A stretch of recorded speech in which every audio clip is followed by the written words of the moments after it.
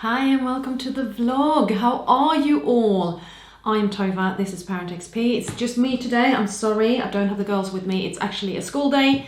They're in school and I'm off work. Which feels a bit odd because that hasn't happened a lot lately, although it happened a couple of days last week as well. So, I'm working now and I'm working in a supermarket, which means that I'm working shifts. And these shifts can be anything from 5 in the morning till 10:30 at night. So it's mucking with the childcare schedule no end. It's massively mucking with the childcare schedule. Oh my God. So if I thought it was difficult to set a schedule when I was only working for me and I was at home every day, that is nothing to what it is now. I have days when I drop Alice off at her dad's in the morning before I go to work, or I pick her up, or pick Elin up from dad in the late afternoon, early evening after I've worked. And then I have days I can't have them at all because I start too early or I finish too late. So we've sort of said that, yes, it's fine dropping Alice off at dad's at 7:30 in the morning. It's really not fine doing that with Elin. It's too stressful for her, and when she's stressed out, then she gets ill. And it's definitely not fine picking them up super late. I think 7:30 is really the latest to pick either of them up, because that's really the start of their bedtime. So, if you've seen any of my vlogs about creating a childcare schedule, then you have seen that I sit with my bullet journal and I sit with an Excel spreadsheet and I sit with my phone calendar, and it's like I'm just racking my head trying to get like some kind of logic around it. And now it's even worse. But I think all of those months, those years actually, of doing it with actually a predictable pattern, that was difficult enough, but it was possible to get like a routine in it. But that has helped me no end now that I don't actually have that kind of routine to work off. So I am using my bullet journal, and I've changed my bullet journal layout. I can pop in a little clip about that. I'm going to do that. I'm going to pop in a little clip about my new layout right here.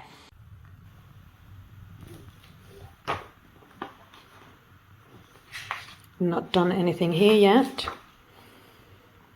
This page is going to become a quote page. Then I want to write down my aspirations for the year and do my year cover. And then January monthly, January habits. So I've not done these pages yet, I've just marked out what they're going to do. I have, however, drawn up my weeklies for the whole of January, so I can start putting in my work hours and when the girls are going to be here. Yeah, so that's what it looks like now. So I've completely changed my layout. I'm not trying to time block my days anymore, because it doesn't really work that way. If I have a day that I can time block, then I'll do it in the space that I've got. But really what it's about is knowing when I'm working, knowing when I have the girls, and then I have the rest of the space to make notes, write my gratitude or affirmations, and then have my little Alice task list. Not that I've been using it a lot, to be fair. Some weeks I do, some weeks I have, some weeks I haven't. What am I talking about? I'm in the 3rd week of January now. So one week I did, one week I didn't, and now it's a new week. Hi. Where I'm actually going to write record child scared, because that's something I'm doing right now, and then I can cross that off, and then we have edit child scared. So that's my Alistair list. I have other vlogs that I want to record as well. So hopefully I can get that done. It's midday. I need to be at a friend's just before 2 because my washing machine broke before Christmas. And I can't really do without a washing machine. And so what happens is that every time I turn the washing machine on, it triggers the circuit breaker. And apparently when that happens, there is something mechanical within the machine that's broken. And usually it's the lock. So hopefully that will be an easy fix for when I get around to calling in somebody to repair it for me, which I've not done. And I've had the chance and I've kind of procrastinated from it because I've not really felt like doing it. It's money I haven't really got, but I kind of need to do it because I can't afford a new machine either, really.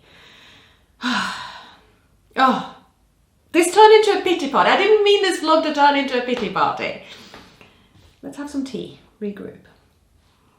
What is still predictable is that every other weekend I have the girls and every other weekend they're with their dad. That is still definitely predictable and it works. When my manager sets my work shifts, they are set in a way so that I can have those weekends with my girls.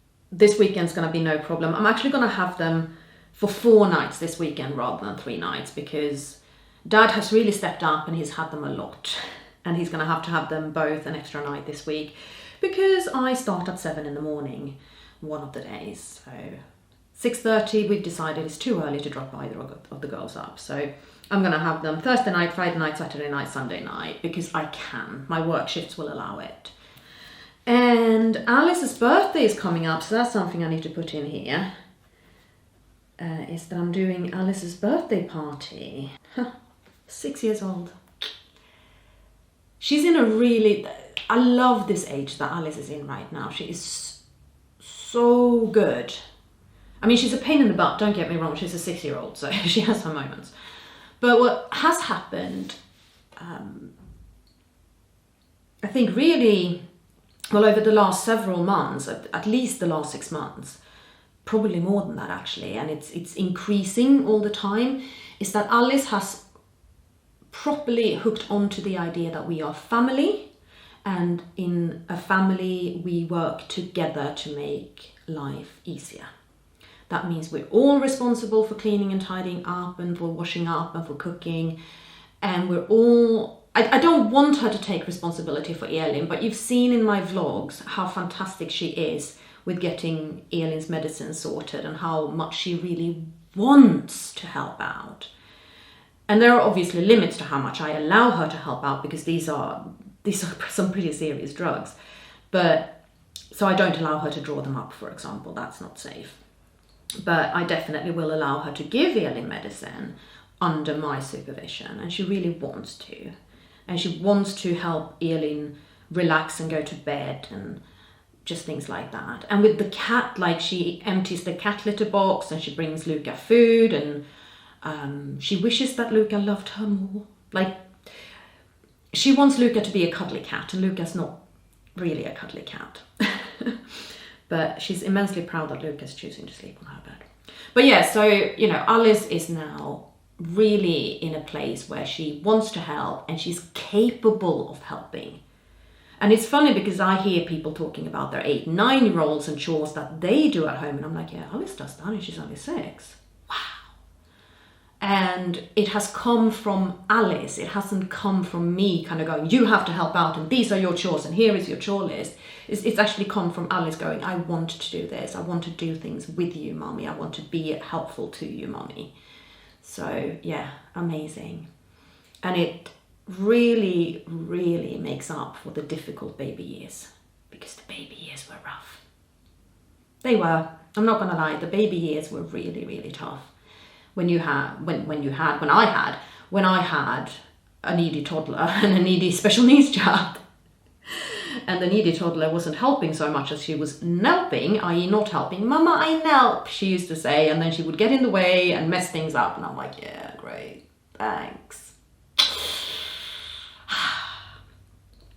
And how things always used to happen around Alice when she wanted more attention. Like, Alice is desperate for my attention, Elin needs me because Elin's unwell, and all of a sudden there's hot chocolate all over the floor. Oh my god, that's ironic. Oh, I'm keeping that in, that was funny. That was my water bottle I just threw on the floor and it opened and it leaked. Excuse me for a minute while I just dry the floor. Okay, well that got me out of the tangent I gotten myself into. And now I'm going to change my camera setup a little bit because I want a camera on my bullet journal. So I'm actually going to move my little ring light over here. It will be in shot, I'm sorry, there's no way around that, but I want to actually put my phone on my bullet journal and show you how I do my childcare schedule.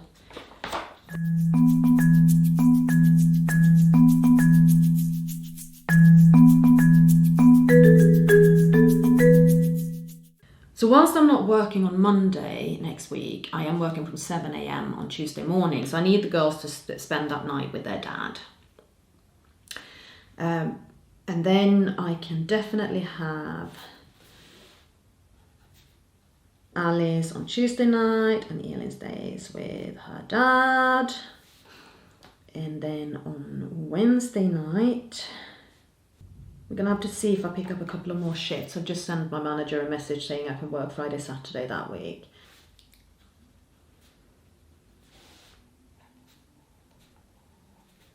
But that weekend, they're meant to be with their dads. And then I haven't drawn up the next week, which is something I really need to do so I can put those shifts in. So for the next part of my bullet journal, I'm going to leave this for my monthly and my habit tracker, and then I'm going to draw up the next week here quickly. So I've made my spread quite simple. I'm literally splitting each page into quarters, using 7 of the quarters for the weeklies, and the final quarter I use for my task list. And that's literally it. That's how I draw it up. And now I need my phone back so I can actually add my schedules in.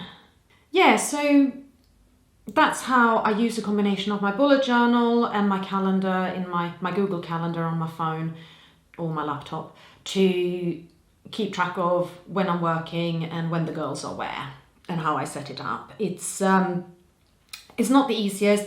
I think in a way, like, I need to work. So if I'm working later, if I'm working early, then that just really affects where the girls are. And it's like I constantly feel so guilty for not having them more. And I shouldn't, because I need to make a living. And they are loved and they're cared for and they're well looked after, whether they're with me or whether they're with their dad.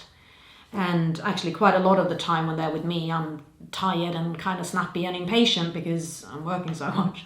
But I love my girls and I really want to have them a lot. And, you know, whether I'm with their dad or not, I actually care for his well-being as well. And I know that you need a break from your kids occasionally, particularly when you have somebody as needy as Elin. So I'm really trying to be as fair as I possibly can. And yeah, Alice likes to throw little guilt trips my way. Mommy, I wish you and Daddy were still together so I wouldn't have to have 2 homes. I'm like, yeah, I know. I'm sorry, sweetheart.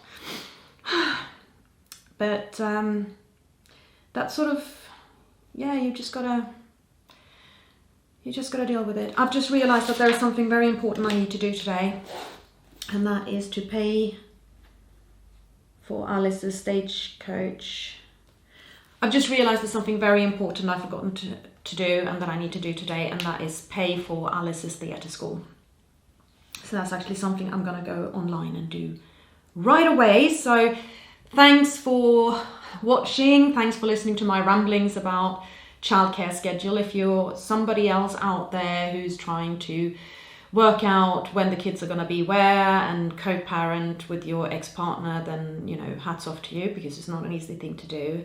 And whilst I don't think there's ever an easy answer to this, and I don't think 2 people ever have it the same, but hopefully what I do might help you get a little bit of clarity on how you can do it. It's not, you're not going to do it the same way as me, of course not, but maybe it helps to know that somebody else is tearing their hair out about this stuff, okay?